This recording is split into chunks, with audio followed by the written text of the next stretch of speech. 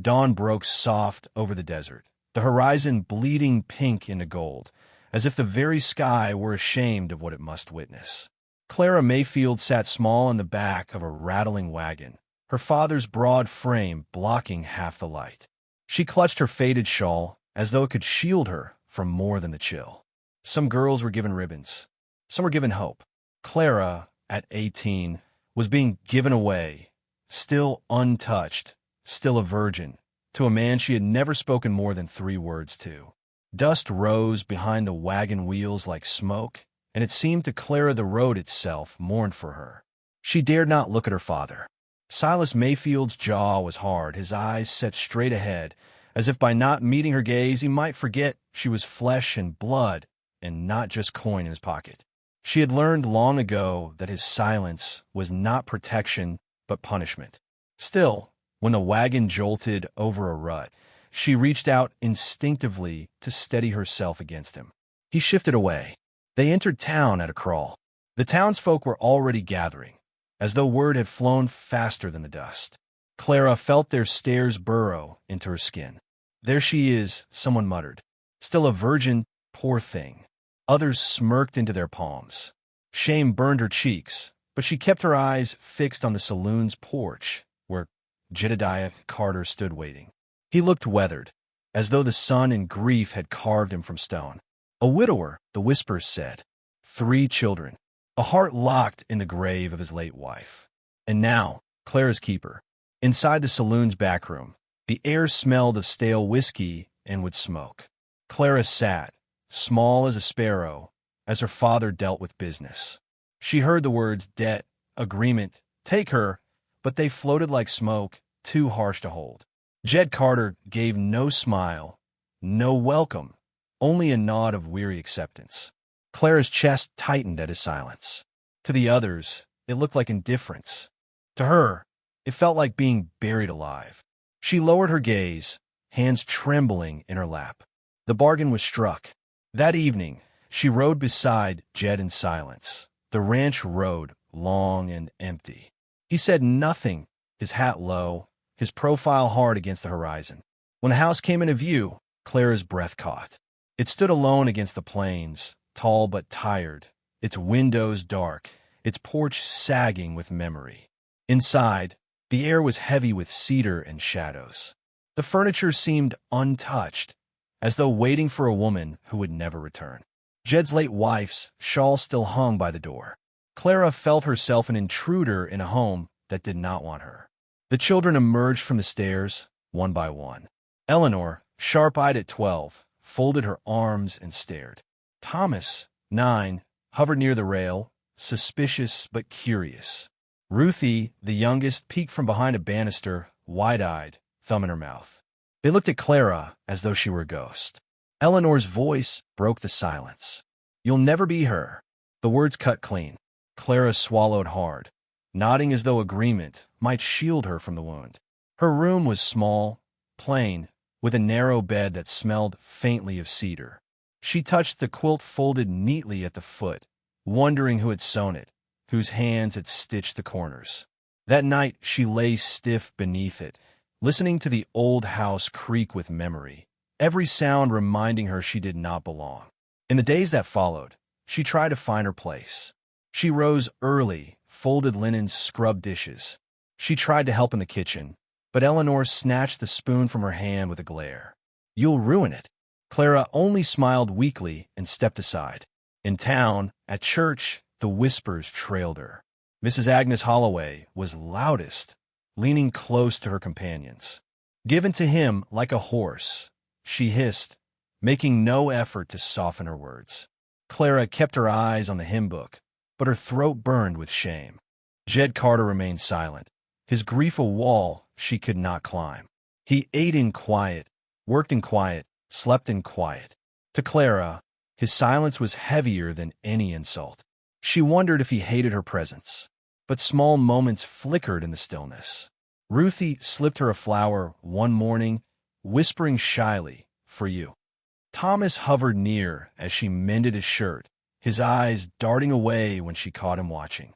And once, while she hung laundry on the line, Jed stood in the yard, his eyes on her, his expression softer than she'd yet seen. He said nothing, but for Clara, the silence that day felt different, less like stone, more like waiting.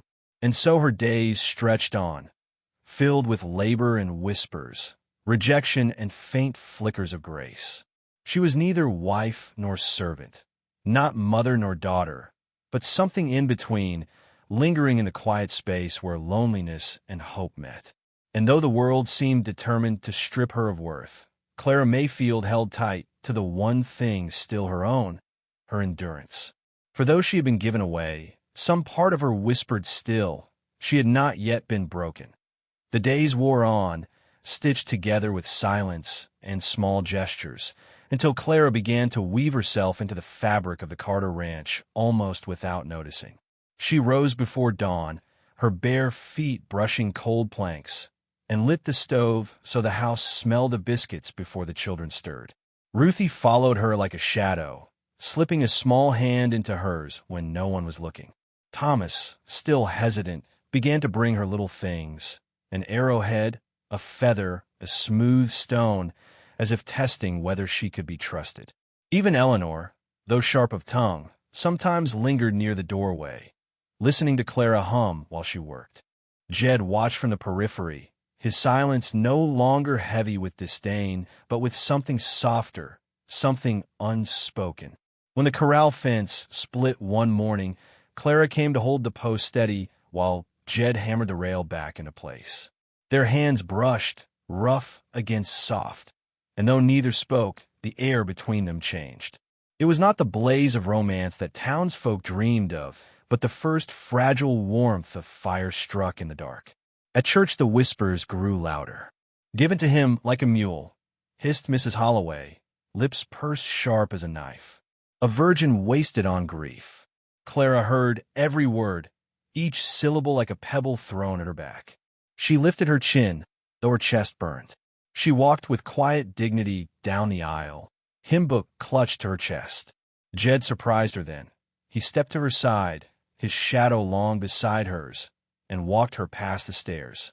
He said nothing, but in his silence was a shield, the first choice he'd made to stand with her before the world. But at home, storms brewed not in the sky, but in the hearts of children. Eleanor's grief lashed out sharp and cruel. "You're not my mother. You'll never be her," she spat one night, knocking the supper Clara had cooked to the floor. Thomas shrank into the corner. Ruthie began to cry. Clara bent to her knees, gathering the broken pieces with trembling hands. Her breath hitched, but she spoke no anger. Later, she crept to the barn and wept where no one could hear, whispering prayers into the dark. She did not see Jed standing at the door, his hat low, his face unreadable as he listened to her sobs. That night, Ruthie tugged Clara's sleeve. "I'm hungry," she whispered, her little stomach growling. Clara discovered Eleanor had thrown out most of supper in defiance. Without a word, Clara lit the lamp again, kneaded dough, boiled beans, and set the table. Jed found her there, flour on her hands, hair falling loose as she worked by candlelight. For the first time his voice broke the silence, low and steady. "You're stronger than they know." Clara froze at the sound. It was not praise so much as truth, spoken like something he had finally allowed himself to see. When a storm came, it tore across the plains with fury. Shingles rattled, lightning lit the sky. The children clung to Clara as thunder shook the walls. She gathered them close, her voice soft, singing a hymn her mother had once sung to her. The children's cries eased, their breathing slowed, and in that fragile circle she felt, for the first time, like she belonged to someone. Jed stood at the door, watching them, the storm's rage mirrored in his eyes, but undone by the quiet strength before him. After the storm, he sat with her in the dim kitchen. A single candle burned between them. His voice was rough, almost breaking. "I never asked for this," he said, eyes fixed on the flame. Then he looked at her, really looked, as though seeing her anew. "But you've kept us breathing." Clara met his gaze and saw not the stone man from the saloon, but a soul still aching, still alive, still reaching. The town was less forgiving. One afternoon in the market, Mrs. Holloway and her circle surrounded Clara. "You shame yourself," the woman sneered. "Given like cattle, and now you walk as though you're a wife." The words bit, cruel and certain.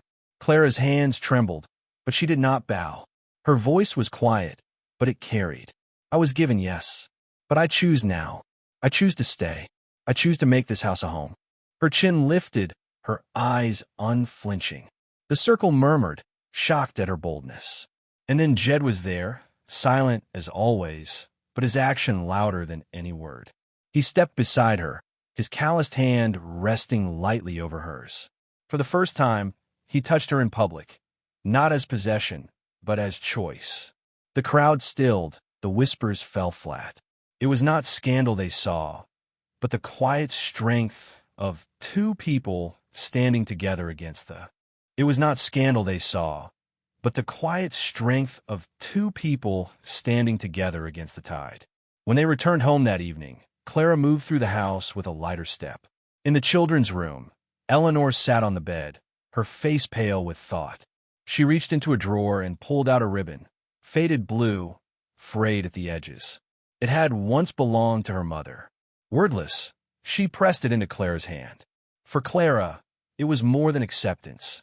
It was a bridge, fragile but real, between what had been lost and what might yet be built.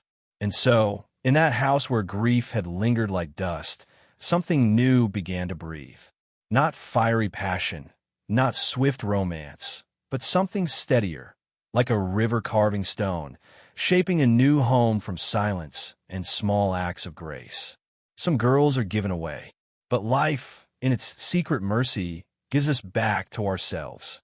Clara Mayfield was never a coin, never a debt. She was the song that rose from silence, the ribbon tied to a new beginning. And if you, dear soul, have ever felt cast aside, remember this. What others give away, you may claim as your own. Dignity, hope, love, found not in thunder, but in the quiet strength of your heart.